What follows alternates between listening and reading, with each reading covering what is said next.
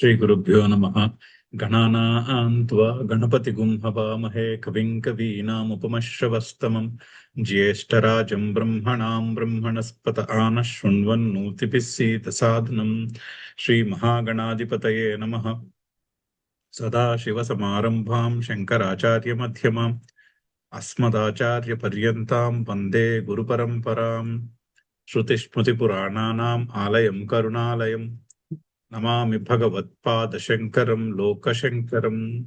नारायणं नमस्कृत्य नरं चैव नरोत्तमं देवीं सरस्वतीं व्यासं ततो जयमुदीरयेत्. జై గురుదేవ్. 25వ శ్లోకం చూడాలి, చదువుదాం. నాహం ప్రకాశ సర్వస్య యోగమాయా సమావృతః మూఢోయం నాభిజానాతి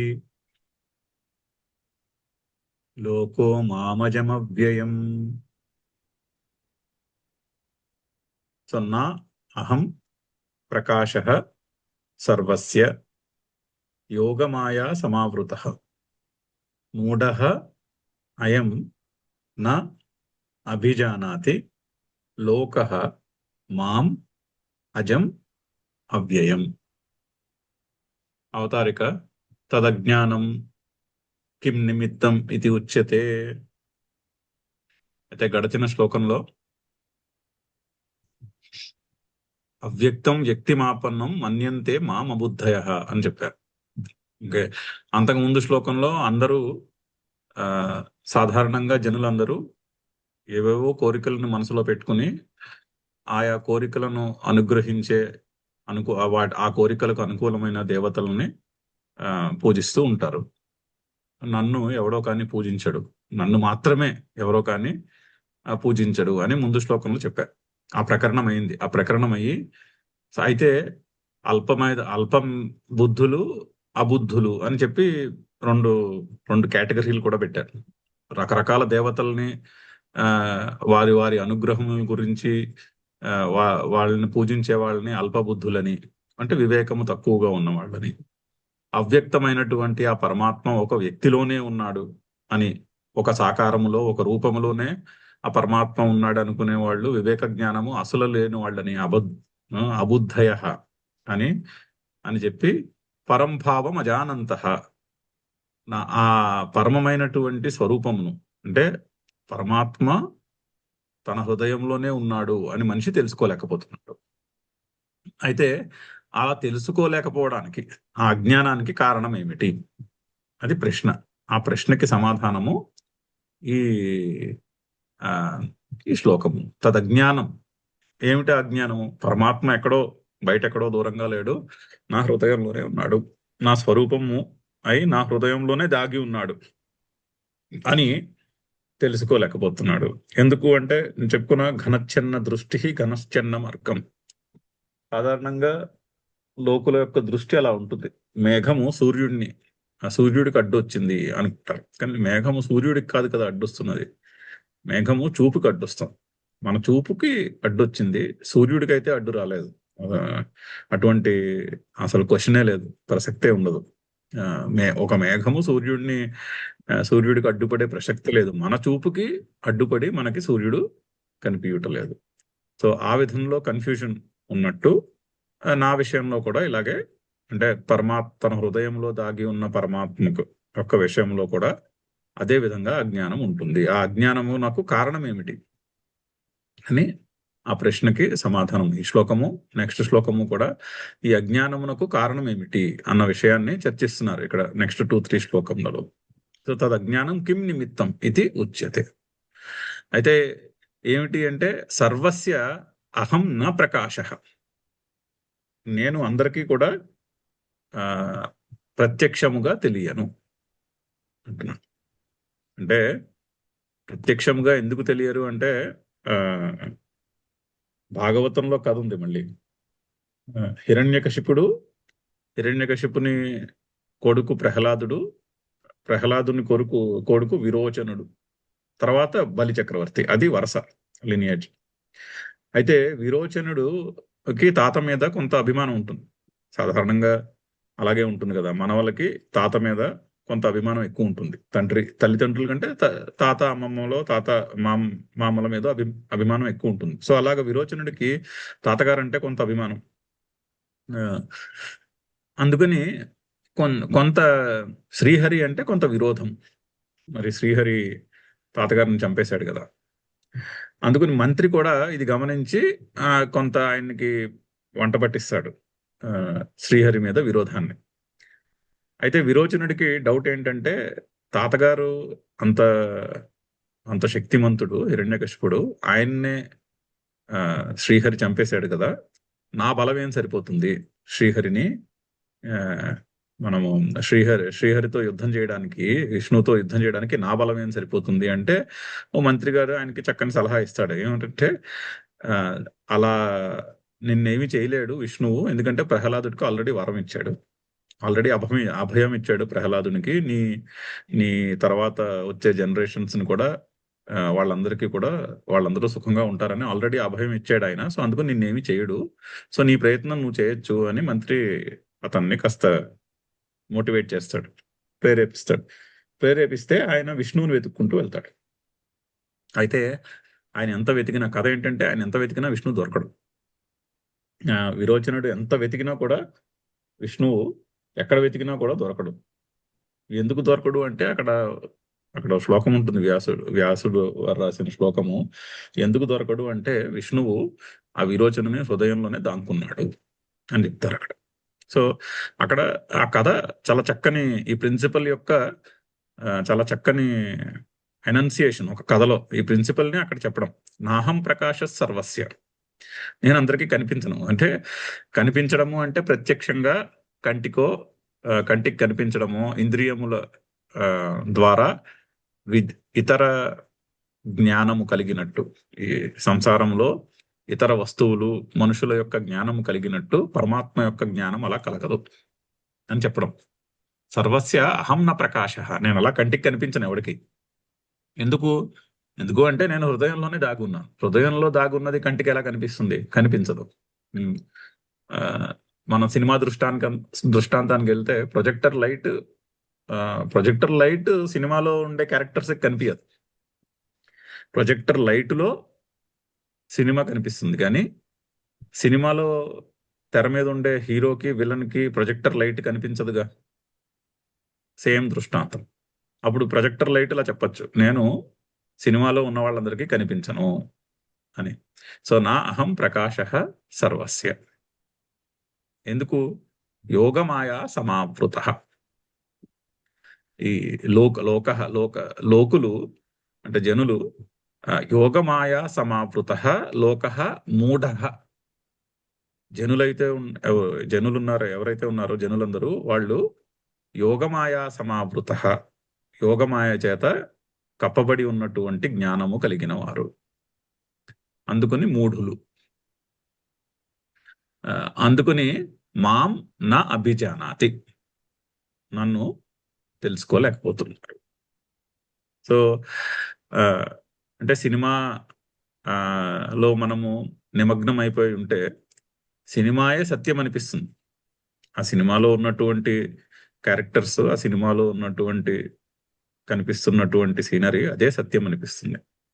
అంటే ఆ సినిమా యొక్క ఆ సిచ్యువేషన్ లో అందులో పూర్తిగా అబ్జర్వ్ అయిపోయి ఉన్నాం, అదే సత్యం అనిపిస్తుంది. అదే సత్యం అనిపించినప్పుడు అయ్యో ఇది ప్రొజెక్టర్ లైట్, ఇక్కడ సత్యము ప్రొజెక్టర్ లైట్, మిగిలినంతా అందులో కనిపిస్తున్నదే కానీ ఉన్నది కాదు అన్న విషయం మర్చిపోతాం. అది యోగమాయ సమావృత అంటే ఆ విధంగా. ఇక్కడ యోగమాయ అంటే, యోగము అంటే శంకర్లు ఎక్స్ప్లెయిన్ చేయబోతున్నారు, 3 గుణములు యొక్క కలయిక అని అర్థం. ఆల్రెడీ ఇది వరకు మనం చూసాం కదా, త్రిభిర్గుణైర్ మయైర్ భావైహి అని ఇదివరకు ఆల్రెడీ శ్లోకం చూసాం. లో ఏభి సర్వమిదం జగత్. ఇక్కడ ఈ జగత్ అంతా కూడా 3 గుణముల యొక్క కలయిక చేత ప్రదర్శింపబడుతున్నది. ఈ జగత్ అంతా కూడా 3 గుణములు, సత్వగుణము, రజోగుణము, తమో గుణము యొక్క కలయిక. ఆ యోగము అదే మాయ. ఆ 3 గుణముల యొక్క కలయికయే మాయ. మాయాశక్తి అంటే 3 గుణముల యొక్క కాంపోజిట్ ఏదైతే ఉందో అదే మాయాశక్తి. ఆ మాయాశక్తి చేత ఆవరింపబడి ఉన్నటువంటి దృష్టికోణం. ఆ దృష్టికోణం కలిగి ఉండి లోపల ఉన్నటువంటి ప్రకాశ స్వరూపమే భగవంతుడు అన్న విషయం మర్చిపోయి బయట మనిషి సాధారణంగా ఎలా ఉంటుందంటే, తాను తన గురించి మనిషికి ఎటువంటి అభిప్రాయం ఉన్నదో అటువంటి భగవంతుడినే వెతుకుతాడు బయట. అంటే నేను ఒక పరిచ్ఛిన్నమైన వ్యక్తిని, అంటే ఎదురుకుండా భగవంతుడు కూడా నాలాగా ఒక పరిచ్ఛిన్నమైన వ్యక్తి అయి నిలబడి ఉంటాడు. నా నా నాకు ఒక శరీరం ఉన్నట్టు ఆ భగవంతునికి కూడా ఒక శరీరం ఉంటుంది. ఓకే, కొంత నా శక్తి కొంచెం అల్పమైనది, ఆయన శక్తి కొంచెం అమోఘమైనది అనేటటువంటి డిఫరెన్స్ ఉండొచ్చు. కానీ బట్ ఎసెన్షియలీ నేను ఏ విధంగా ఒక శరీరము, మనసు, బుద్ధి చేత తయారు చేయబడి ఉన్నానో, పరమాత్మ కూడా అలాగే ఒక శరీరము, మనసు, బుద్ధి చేత తయారు చేయబడి ఎదురుకుండా నాకు ఎక్కడో కనిపిస్తాడు అని, అటువంటి పరమాత్మ గురించి వెతుకుతూ ఉంటాడు మనిషి. అటువంటి దేవుడి గురించి మనిషి సాధారణంగా లోకులు యొక్క భగవంతుని విషయంలో పరిభాష అలాగే ఉంటుంది. ఆ పరిభాష మరి శాస్త్రీయంగా కరెక్ట్ కాదు, ఇన్కరెక్ట్ పరిభాష అది. పరమాత్మ విషయంలో అటువంటి పరిభాష అది ఇన్కరెక్ట్ పరిభాష, అది కరెక్ట్ చేసుకోవాలి. పరమాత్మ అంటే తత్వము. నిన్న మనం చూసాం కదా, ప్రతి సాకారము ఈశ్వరుడు సాకారమా నిరాకారమా అంటే రెండిటికీ అతీతము. సాకారం అని ఒప్పుకోవచ్చు కండిషనల్ గా, ప్రొవిజనల్ గా ఓకే అనొచ్చు. ఎప్పుడు ఆ నిరాకారమైనటువంటి తత్వాన్ని దృష్టిలో పెట్టుకున్నంతసేపు సాకారమైన ఈశ్వరారాధనతో ఏమి ప్రాబ్లం ఉండదు. ఉపాసన చేసే వాళ్ళ యొక్క కార్యము సిద్ధించుటకు బ్రహ్మణో రూపకల్పన, ఉపాసకానాం కార్యార్థం బ్రహ్మణో రూపకల్పన. అంతేనే కానీ పరబ్రహ్మకు రూపం అంటూ లేదు. కానీ రూపము ఓకే, ఎప్పుడు ఓకే, ఆ నిరాకారమైనటువంటి తత్వాన్ని మనసులో పెట్టుకుని, గాంధీ గారి బొమ్మ దృష్టాంతం చెప్పుకున్నట్టే, గాంధీ గారి ప్రిన్సిపల్ మనసులో పెట్టుకుని ఆయన ఫోటో పెట్టుకుంటే ఎస్, ఫుల్లీ వ్యాలిడ్. గాంధీ గారి ప్రిన్సిపల్ తో మనకు అసలు సంబంధం లేదు జీవితానికి, ఆయన ఫోటో మాత్రం అక్కడ తగిలించుకున్నామంటే దానివల్ల ఏం లాభం ఉంటుంది? ఏమీ లాభం ఉంది. సో ఆ విధంగా ఆ నిరాకారమైనటువంటి తత్వము దృష్టిలో పెట్టుకున్నంత వరకు సాకారమైనటువంటి ఈశ్వరారాధన వ్యాలిడ్, హెల్ప్ఫుల్ గా ఉంటుంది. ఈ ఆధ్యాత్మిక పథములో, ఈ సాధనలో చాలా తోడ్పడుతుంది. అలా లేకపోతే ఆధ్యాత్మిక సాధనలో అది తోడ్పడదు. బయట వేరే ప్రపంచంలో వేరే పనులు సిద్ధించుకున్నట్టుకు తోడ్పడచ్చేమో, కానీ ఆధ్యాత్మిక ప్రగతిలో మాత్రం తోడ్పడదు. ఎందుకంటే అది యోగమాయా సమావృతమైనటువంటి దృష్టి. భగవంతుడు కూడా రఫ్ గా ఇంచుమించు నాలాగానే ఇంకొంచెం పవర్ఫుల్ గా ఎక్కడో ఒక పరిచ్ఛిన్నమైన వ్యక్తి వలె ఉంటాడు అన్నది ఒక తప్పుడు ఐడియా. ఆ ఐడియాని కరెక్ట్ చేసుకోవాలి. అందుకనే మూఢః అంటున్నారు. మూఢః అంటే మోహము చెందినవాడు అని అర్థం, అంటే ఇన్కరెక్ట్ అండర్స్టాండింగ్ ఉన్నవాడు అని అర్థం. అలాగే మూఢ శబ్దానికి సంస్కృతంలో డెలివరీలో స్టక్ అయిపోయిన శిశువు ఉంటాడు కదా, ఆ స్టక్ అయిపోయిన శిశువుకి కూడా మూఢః అని పేరు. అంటే అతుక్కుపోయిన అని అర్థం మూఢః అంటే. సో ఇక్కడ అలా కూడా చెప్పుకోవచ్చు. ఈ ఆధ్యాత్మిక మార్గములో ఎల్కేజీలో అతుక్కుపోయి ఉన్నారు, ఎల్కేజీ దాటి ముందుకు వెళ్ళట్లేదు. చిన్నప్పుడు మనం చూసే ఉంటాము, మనం స్కూళ్ళల్లో, కాలేజీల్లో చదివినప్పుడు కొంతమంది ఎన్నేళ్ళైనా కాలేజీ దాటి బయటకు వెళ్ళరు. ఎస్పెషలీ స్పోర్ట్స్ కేటగిరీ అలాంటి అప్పట్లో చూసేవాళ్ళం కొంతమందిని. ఆ మనిషి లేకపోతే ఆ స్పోర్ట్స్ టీమే ఉండదు కాలేజీలో. అందుకని, ఎందుకంటే అతను చాలా మంచి ప్లేయర్ ఏదో అయి ఉంటాడు. సో ఎన్నేళ్ళైనా ఆ కాలేజీలో అదే క్లాస్లో ఉంటాడు. ఆ క్లాస్ దాటి ముందుకు వెళ్ళాడు, ఎందుకంటే ఆ ముందుకు వెళ్తే ఆ కాలేజీలో ఆ టీం కూడా ఉండదు, అతనికి వెళ్ళడం ఇష్టం ఉండదు, కాలేజీ వాళ్ళకి వెళ్ళడం ఇష్టం ఉండదు. సో ఎన్నేళ్ళైనా 4-5 ఏళ్ళు అదే క్లాస్లో ఉంటాడు. అలాగా అది మూఢః అంటే పరిస్థితి, అంటే ఒక చోట స్టక్ అయిపోవడం అనమాట. నిన్న కూడా వచ్చింది ఈ పాయింట్. వివేకానంద స్వామి అందరినీ కూడా సాధారణంగా స్పిరిచువల్ బేబ్స్ అని అడ్రస్ చేస్తారు. అంటే యాజ్ ఫార్ యాజ్ ఆధ్యాత్మిక ప్రగతి ఈజ్ కన్సర్న్డ్, అందరూ ఎల్కేజీలోనే ఇరుక్కుపోయారు. ఒక ఒక ఈశ్వరుడు ఒక పలానా రూపంలో, పలానా ఆకారంలో, పలానా గుడిలో ఉన్నాడని ఆరాధించే వాళ్ళందరూ కూడా ఎల్కేజీలోనే ఇరుక్కుపోయినట్లు లెక్క అని చెప్తారు ఆయన. అది lowest form of worship spiritual progress లో. అది ఎల్కేజీ. ఇంకొంచెం ముందుకెళ్తే సాకారం నుంచి నిరాకారమైనటువంటి తత్వం మీద ఫోకస్. సాకారం ఉండొచ్చు, ఉండకపోవచ్చు, అది సెకండరీ. అప్పుడు సాకారం ఉంది, బట్ నిరాకారమైనటువంటి తత్వం మీద ఫోకస్ ఉంది, అది ఇంటర్మీడియట్ స్టేజ్.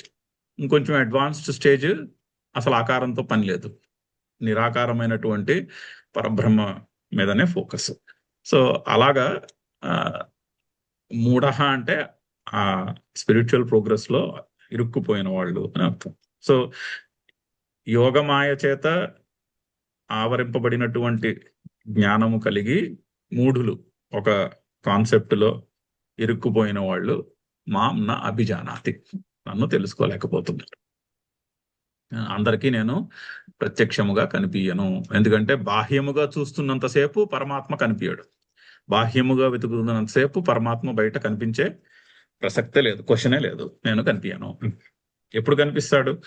పరమాత్మ నా హృదయంలోనే ఉన్నాడు, నా హృదయంలో చైతన్య రూపమై ఉన్నాడు, నా హృదయంలో కాదు అంతటా కూడా అదే చైతన్య రూపమే వ్యాపించి ఉన్నాడు అని అంతర్ముఖం అయినప్పుడు పరమాత్మ యొక్క స్వరూపము తెలిసే అవకాశం ఉన్నది. బయట వెతుకుతున్నంతసేపు నేను కనిపించను. నా అహం సర్వస్య ప్రకాశ. ఎందుకు? యోగమాయా సమావృత మూఢ అయం లోక.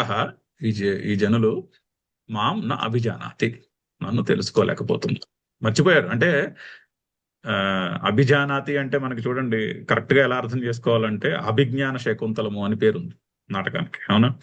అక్కడ శకుంతల ఎవరో మర్చిపోయాడు దుష్యంతుడు. ఎందుకంటే ఆ ఇచ్చిన ఉంగరము గుర్తు ఆమె దగ్గర ఉండదు. ఆ శకుంతల ఆయన దగ్గరికి వెళ్ళేసరికి శకుంతలను చూసి నువ్వెవరని అడుగుతాడు. సో అంటే అందుకనే అభిజ్ఞాన శకుంతలము అని పేరు, అంటే మర్చిపోయాడు. ఆ తర్వాత ఆ ఉంగరం ఆయన దగ్గరికి వచ్చినప్పుడు గుర్తొస్తుంది ఆయనకి మళ్ళీ. సో అలా అర్థం చేసుకోవాలి. నా అభిజానాతి ఈ పదం ఇక్కడి నుంచే అభిజ్ఞానము అనేటటువంటి అడ్జెక్టివ్ కూడా వచ్చింది ఆ అభిజ్ఞాన శకుంతలానికి. అలా అర్థం చేసుకోవాలి. నా అభిజానాతి అంటే కొత్తగా ఉన్నదేం తెలుసుకోవడం కాదు, ఉన్నది మర్చిపోయాం. ఉన్న పరమాత్మ నా హృదయంలోనే ఉన్నాడు ఉన్న విషయం మర్చిపోయాం. దుష్యంతుడు శకుంతలకి ఇచ్చిన ఉంగరము కనిపించక శకుంతల ఎవరో మర్చిపోయినట్టు మనం కూడా ఆ హృదయంలో ఉన్న పరమాత్మని మర్చిపోయాము. పరమాత్మ హృదయంలోనే ఉన్నాడన్న విషయం మర్చిపోయి బయట అంతా వెతుక్కుంటున్నాం.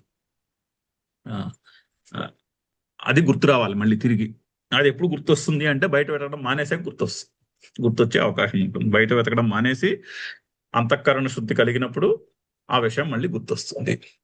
సో అందుకని ఆత్మజ్ఞానము తెలుసుకోవడము, పరమాత్మను తెలుసుకోవడం అంటే లేనిది కొత్తగా తెలుసుకోవడం అనేది కాదు, మర్చిపోయిన విషయాన్ని మళ్ళీ గుర్తు తెచ్చుకోవడం, అది అభిజానాతి. అందుకని లోక నా అభిజానాతి, మాం నా అభిజానాతి. ఎటువంటి నన్ను మర్చిపోయారు, గుర్తు తెచ్చుకోలేకపోతున్నారు అంటే అజం అవ్యయం.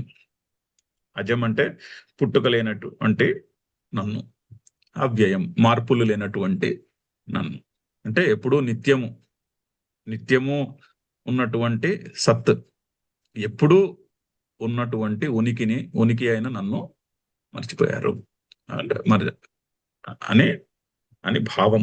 అజము అవ్యయము అంటే పుట్టుక మార్పు లేనటువంటి నన్ను లోకులు బయట వెతుకుతున్నారు.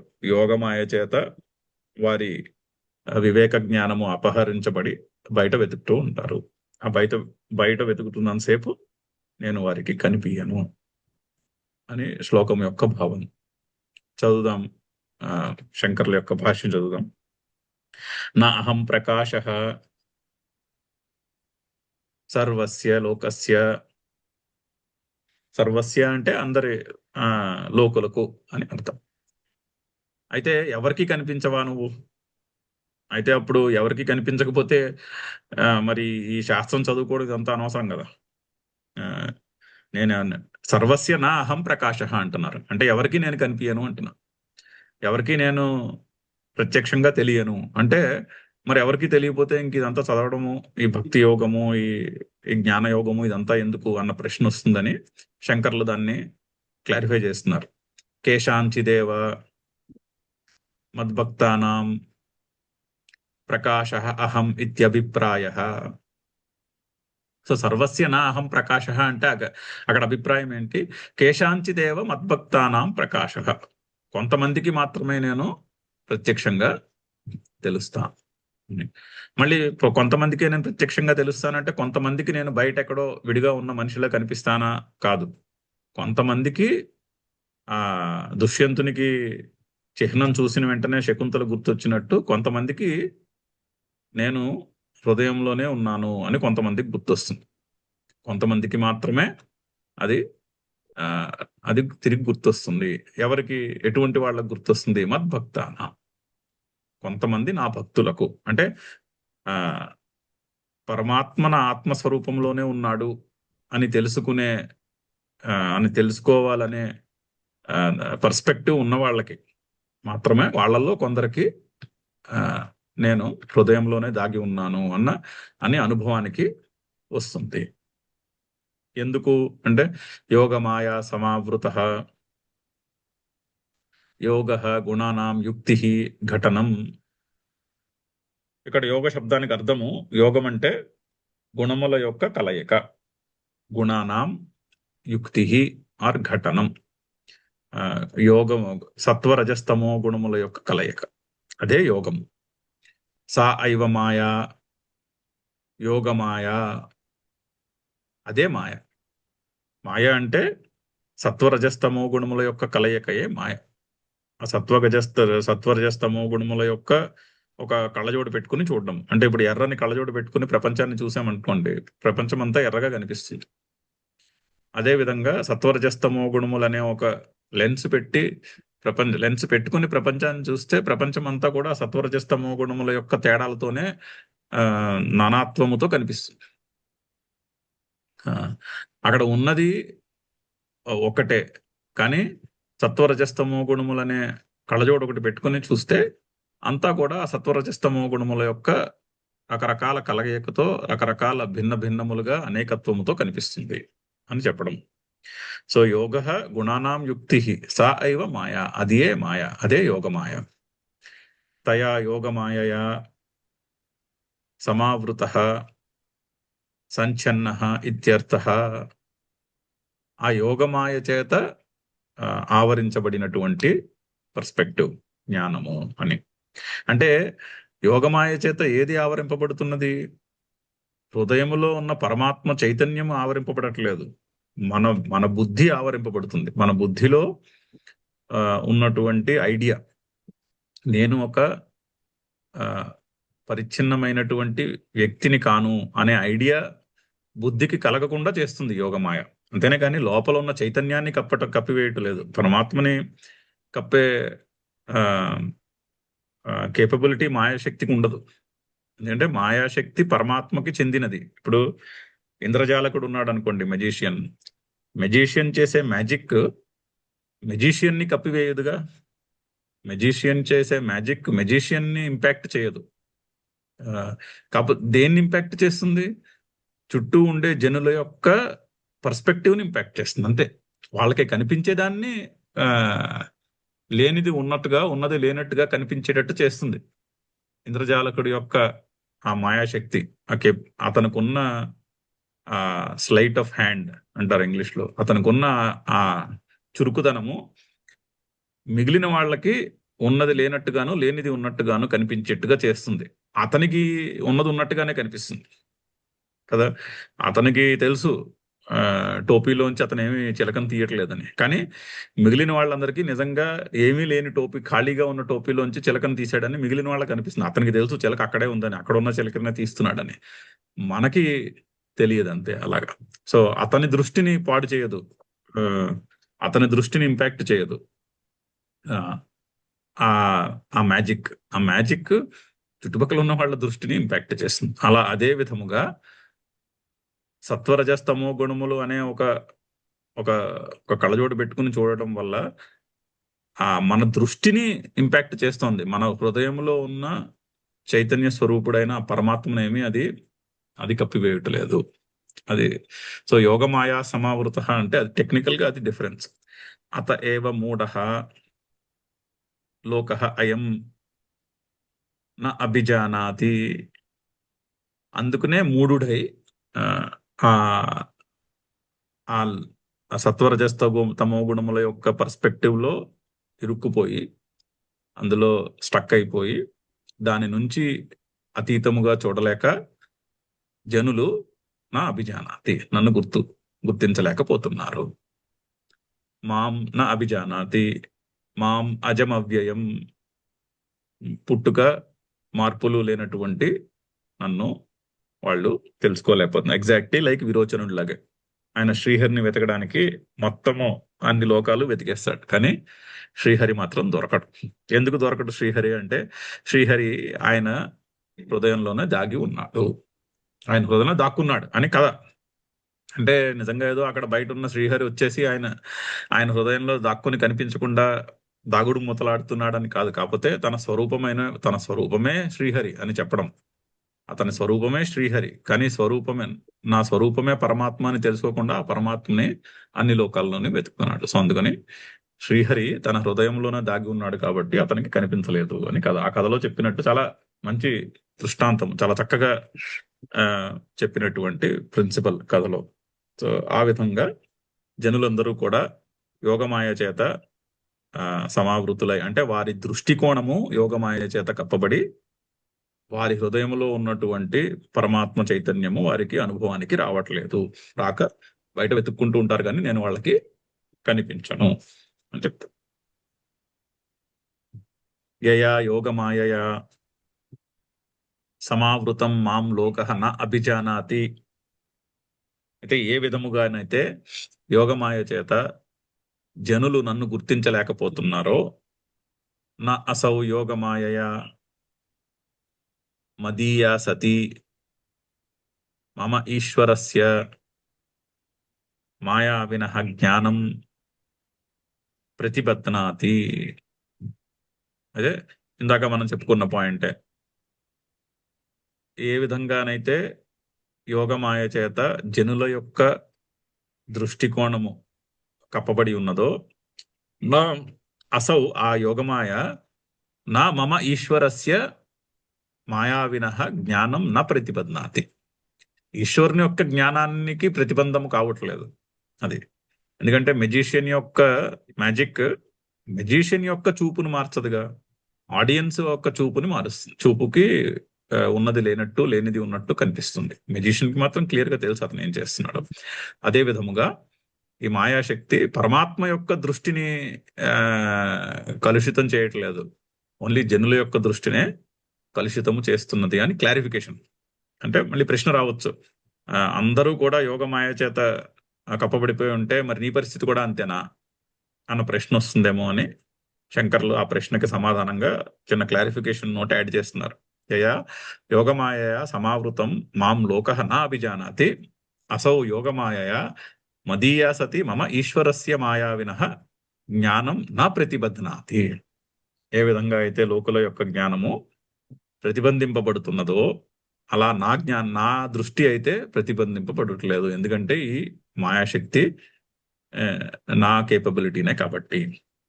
యథా అన్యస్యాపి మాయావినః మాయా జ్ఞానం తద్వత్ దృష్టాంతం చెప్తున్నారు. ఏ విధంగా అయితే ఒక ఇంద్రజాలకుని యొక్క శక్తి ఆ ఇంద్రజాలకుని యొక్క దృష్టికోణాన్ని మార్చదో, ఓన్లీ ఆడియన్స్ లో ఉన్న వాళ్ళ దృష్టికోణానికే ఉన్నది లేనట్టుగా, లేనిది ఉన్నట్టుగా కనిపిస్తుందో, అదే విధముగా ఎగ్జాక్ట్లీ అదే విధముగా ఈ మాయాశక్తి పరమేశ్వరుని యొక్క జ్ఞానమునకు ప్రతిబంధకము కాదు, మన జ్ఞానానికి ప్రతిబంధకము అవుతుంది. మన హృదయంలో ఉన్న చైతన్యానికి ఆవరణం అవ్వట్లేదు. చాలా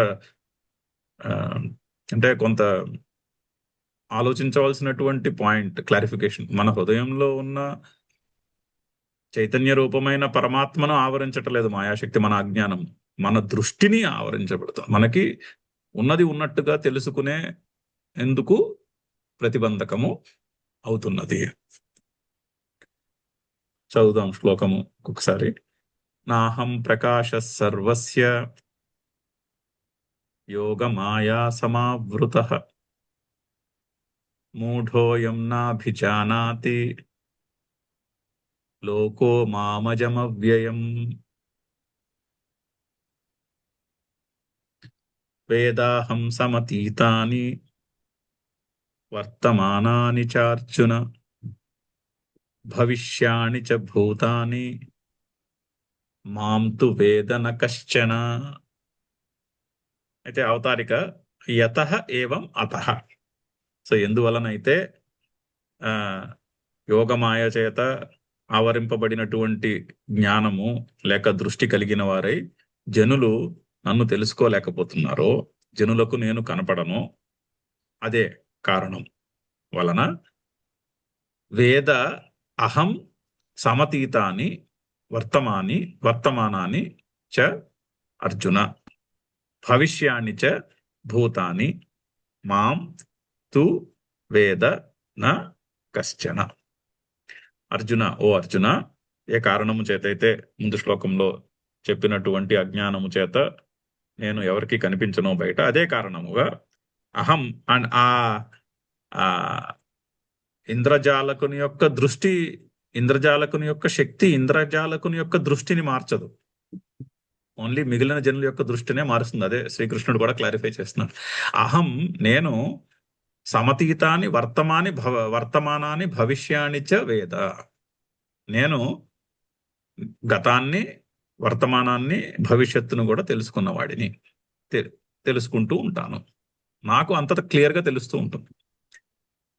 మళ్ళీ భూతాన్ని అంటే జీవులు, అంటే గడచిన జీవులు, ఇప్పుడు ఉన్నటువంటి జీవులు, భవిష్యత్తులో రాబోయే ప్రాణులు, జీవులు అందరి గురించి నాకు తెలుసు. అహం వేద. ఎందుకంటే ఇంద్రజాలకుడికి తెలుసుగా, ఆ టోపీలోంచి చిలకను తీస్తున్నాడంటే ఆ టోపీలోనే చిలక ఉన్నది కింద, మనకి కనిపించట్లేదు, టోపీ ఖాళీగా ఉందని మనకి చూపిస్తాడు. మనకి ఇలా టోపీ ఎత్తి చూపిస్తాడు, అయ్యో అందులో ఏమీ లేదు కదా అని మనకి అనిపిస్తుంది, కానీ అందులోనే ఉంది అతను తీసే ఆబ్జెక్ట్. అందులోంచి అతను ఆబ్జెక్ట్ ని తీస్తాడు, అతనికి తెలుసు అక్కడే ఉందని, మనకి తెలియదు. సో అదే విధంగా పరమాత్మ శ్రీకృష్ణుడు అంటున్నాడు, నాకు తెలుసు మీ అందరి గురించి, సమతీతాన్ని, వర్తమానాన్ని, భవిష్యాన్ని, అందరి గురించి నాకు తెలుసు. కానీ తూ ఆన్ ది అదర్ హ్యాండ్ మాం న వేద కశ్చన, ఎవడు కూడా నన్ను తెలుసుకోలేడు. అంటే ఎవడు కూడా నన్ను తెలుసుకోలేడు అంటే మళ్ళీ అక్కడ చిన్న క్వాలిఫికేషన్, నా భక్తుడు తప్పించి ఇంకెవడు నన్ను తెలుసుకోలేడు. అంటే ఆత్మ హృదయ పరమాత్మ నా హృదయంలోనే ఉన్నాడు అన్న పర్స్పెక్టివ్ ఉన్నవాడు తప్పించి మిగిలిన వాళ్ళు ఎవరు కూడా తెలుసుకోలేరు. అంతే కదా, బయట ఉన్నాడు అని వెతికేవాడికి లోపల ఉన్న విషయం తెలియదు, బయటనే ఉన్నది లోపల లేదు అని వెతుకుతున్న వాడికి లోపల ఉందని గుర్తొచ్చేదాకా తెలియదు. ఇప్పుడు ఒక్కోసారి మనము తాళం చెవో పర్సు ఎక్కడో పెట్టేసుకుంటాం, మర్చిపోయాం, దాన్ని మర్చిపోయి లేని చోట వెతుక్కుంటూ ఉంటాం. ఎప్పటిదాకా వెతుక్కుంటాము, మళ్ళీ అది గుర్తు, ఆ అభిజ్ఞానము చెప్పుకున్నాగా ఇందాక, మర్చిపోయాం ఎక్కడ పెట్టాము మర్చిపోయి పెట్టిన చోట తప్పించి మిగిలిన చోటంతా వెతుకుతాం. ఎప్పటిదాకా వెతుకుతాం, అది గుర్తొచ్చేదాకా వెతుకుతాం. అయ్యా ఇక్కడ పెట్టాను నేను అని గుర్తొచ్చేదాకా అలా వెతుకుతూనే ఉంటాము. ఇక్కడ కూడా అంతే, ఎగ్జాక్ట్లీ అదే విషయం. ఇక్కడ పరమాత్మ కూడా అదే దృష్టాంతాన్ని దృష్టిలో పెట్టుకుంటే, బయట వెతుకుతున్న వాళ్ళెవరికి నేను కనిపించను, ఎందుకంటే నేను బయట లేను, నేను ప్రతి జీవి యొక్క హృదయంలోనే నివసించి ఉన్నాను, అంతర్యామి అయి ఉన్నాను, అంతర్బహిష్ట తత్సర్వం, అంతటా కూడా నేనే ఉన్నాను. కానీ ఆ విషయం మర్చిపోయి నేను ఎక్కడో వేరే లోకంలోనో, వేరే ప్రదేశంలోనో, వేరే ఆకారంలోనో ఉన్నానని బయట నన్ను వెతుక్కుంటూ ఉంటారు. సో వాళ్ళకి నేను కనిపించను, కానీ అలా వెతుక్కునే వాళ్ళందరూ నాకు కనిపిస్తూ ఉంటారు, నాకు తెలుస్తూ ఉంటారు. అహం సమతీతాని వర్తమానాన్ని భవిష్యాన్ని చ భూతాన్ని వేద, నేను చూస్తూ ఉంటాను, నేను సాక్షిని వాళ్ళందరి గురించి, వాళ్ళందరినీ పరిశీలిస్తూ ఉంటాను, చూస్తూ ఉంటాను, వాళ్ళు అలా వెతుక్కుంటూ ఉంటారు నా గురించి. అండ్ మాంతు న వేద కశ్చన, నన్నైతే ఎవడో గాని నన్ను తెలుసుకోలేకపోతున్నాడు. చదువుదాం శంకర్ల భాష్యము.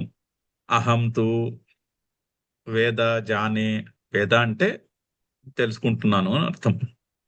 సమతీతాని, సమతిక్రాంతాని అంటే గడిచిపోయినటువంటి, భూతాని, ఆ భూతాన్ని మూడిటికి పెట్టుకోవచ్చు. సమతీతాని భూతాని, వర్తమానాన్ని భూతాని, భవిష్యాని భూతాని. భూతాని అంటే జీవులు అని. వర్తమానాన్ని చ అర్జున, భవిష్యాని చ భూతాని వేద అహం. సో గడచిన వారు, ఉన్నవారు, భవిష్యత్తులో రాబోయేవారు అందరూ కూడా నాకు తెలుస్తూ ఉంటారు. మాం వేదతు నా కశ్చన, నన్నైతే ఎవడో గాని తెలుసుకోలేడు. అంటే ఈశ్వరునికి జీవునికి ఒకటే తేడా. ఏమిటి తేడా అంటే ఉపాధి. ఉపాధి అంటాం. అంటే ఉపాధి అంటే ఇప్పుడు స్ఫటికం ఉందనుకోండి, స్ఫటికం పక్కన మీరు ఎర్రని పువ్వు పెట్టారనుకోండి, స్ఫటికము ఎర్రగా కనిపిస్తుంది. ఆ ఎరుపుదనం స్ఫటికాంతి కాదుగా, ఆ ఎరుపుదనం పక్క పువ్వుది. అది పువ్వు ఉపాధి అంటాం. ఆ ఉపాధి యొక్క గుణమును తన మీద ఆరోపించుకుంది, ఎందుకంటే పక్కనే ఉంది కాబట్టి. అలాగే అజ్ఞానము అనేది ఉపాధి. అజ్ఞానం అనే ఉపాధి తో ఉన్నటువంటి దృష్టి ఉంటే జీవుడు. ఆ అజ్ఞానము యొక్క ఉపాధిని తీసేస్తే, అజ్ఞానం అనే ఉపాధి ఎర్రని పువ్వును స్ఫటికం నుంచి దూరంగా చేసేస్తే, స్ఫటికము తను ఉన్న కలర్లెస్ స్ఫటికము యొక్క ఫామ్కి ఎలా వచ్చేస్తుందో, అదేవిధంగా అజ్ఞానం అనే ఉపాధిని తీసేస్తే అదే ఈశ్వరుడు. రెండు భిన్నము కాదు. జీవుడు ఈశ్వరుడు రెండు ఒకటే, రెండిటికి అభేదము, రెండు ఒకచోటే ఉన్నాయి. కాకపోతే అజ్ఞానం అనే కళ్ళజోడు పెట్టుకుని కూర్చుంటే, ఆ ఎర్రని పువ్వుని స్ఫటికం పక్కనే పెట్టినట్టు ఆ అజ్ఞానం అనే కళ్ళజోడుని పెట్టు కూర్చుంటే జీవుడు. అజ్ఞానం అనే కళ్ళజోడుని తీసేస్తే అదే ఈశ్వరుడు. అదే చెప్తున్నాడు. సో ఆ అజ్ఞానం అనే కళ్ళజోడుని పెట్టుకుని నువ్వు బయటంతా వెతుకుతూ ఉంటే నీకు నేను కనిపించను. నాకు నువ్వు తెలుస్తూనే ఉంటావు, నేను ఒక పరిచ్ఛిన్న జీవుడును అని. ఆ సంసారంలో పరిగెడుతూ నాకు కనిపిస్తూనే ఉంటావు, కానీ నేను నీకు కనిపించాను. మద్భక్తం మచ్చరణం ఏకం ముక్త్వా అంటే నా భక్తుడిని ఒక్కడిని ఎక్స్క్లూడ్ చేసి మిగిలిన వాళ్ళు ఎవరికి కూడా నేను కనిపించను, మిగిలిన వాళ్ళు ఎవరు కూడా నన్ను తెలుసుకోలేరు. మద్భక్త అంటే ఇక్కడ నిన్న చెప్పుకున్నట్టు ఈ మత్ శబ్దానికి, అస్మత్ శబ్దంకు ఆత్మ, పరమాత్మ అని అర్థం చెప్పుకోవాలి. జస్ట్ ఒక ఫిజికల్ ఫామ్ లో ఉన్నటువంటి శ్రీకృష్ణుడు అనే కాకుండా పరమాత్మ అని అర్థం చెప్పుకోవాలి. గీతాశాస్త్రంలో ఎక్కడ మత్ అని శబ్దం వచ్చినా కూడా అహం మత్ అని శబ్దాలకి అలా అర్థం చెప్పుకోవాలని, మమ, మాం, అహం, మత్ శ్రీకృష్ణుడు చెప్పే ఈ అస్మత్ శబ్దం యొక్క రూపాలన్నిటికీ కూడా నేను, నాది, నాకు, ఆ పదములన్నిటికీ కూడా పరమాత్మ అని అర్థం చెప్పుకోవాలి. అయితే మద్భక్తం, ఆ ఆత్మస్వరూపములో ఉన్న పరమాత్మను నేను అన్వేషిస్తున్నాను అనేటటువంటి భక్తులను మినహాయించి, అటువంటి వాళ్ళల్లో ఎవరికో ఒకళ్ళకి ఆ అనుభవము ఫైనల్లీ కలుగుతుంది. అటువంటి వాళ్ళని మినహాయించి మిగిలిన వాళ్ళు ఎవరికి నేను తెలియను. సో మద్భక్తం మచ్చరణం ఏకం ముక్తవ, వాళ్ళని ఎక్స్క్లూడ్ చేసి, వాళ్ళని మినహాయించి మిగిలిన వాళ్ళు ఎవరికి నేను తెలియను. మద్వేదన అభావాదేవ నమాం భజంతే. సో అయితే మళ్ళీ దీన్ని ముందు శ్లోకాలకు కనెక్ట్ చేస్తున్నారు. ముందు శ్లోకంలో ఏం చెప్పాడు శ్రీకృష్ణుడు? అందరూ రకరకాల దేవతల్ని పూజిస్తూ ఉంటారు కానీ అబుద్ధయ నన్ను భజించరు అని చెప్తూ, నన్ను ఆశ్రయంగా చేసుకోరు. వేరు వేరు దేవతల్ని, వేరు వేరు కోరికలను అనుసరించి ఆయా కోరికల యొక్క అనుగ్రహం కొరకు వేరు వేరు దేవతల్ని ఆశ్రయిస్తూ ఉంటారు. పైగా అవ్యక్తమైనటువంటి నేను ఫలానా ఒక వ్యక్తి రూపంలో వచ్చానని అనుకుంటూ ఉంటారు. అలా అనుకుని నన్ను భజించుట లేదు అని చెప్పారు. దానికి కారణం ఎక్స్ప్లెయిన్ చేసి మళ్ళీ ఆ వాక్యంతో ఈ రెండు శ్లోకాల్లో చెప్పినటువంటి అజ్ఞానానికి కారణమైనటువంటి విషయాల్ని మళ్ళీ ఆ ముందు శ్లోకాలతో అన్వయం కుదిర్చి ఆ టాపిక్ అక్కడికి పూర్తవుతోంది అనమాట. అందుకని మద్వేదన అభావాదేవ నమాం భజంతే. నేను తెలియకపోవటం వలన నన్ను భజించుట లేదు. తెలిస్తే చేస్తాంగా, తెలిస్తే అందులో మళ్ళీ చెప్పేదేముంది? తెలియట్లేదు, తెలుసుకోవాలి. తెలుసుకోలేకే కదా బయటంతా సంసారం యొక్క ఆ కోరిక, కర్మ, కర్మఫలము అనే ఆ చక్రంలో ఇరుక్కుపోయేది ఎందుకు అంటే తెలుసుకోలేక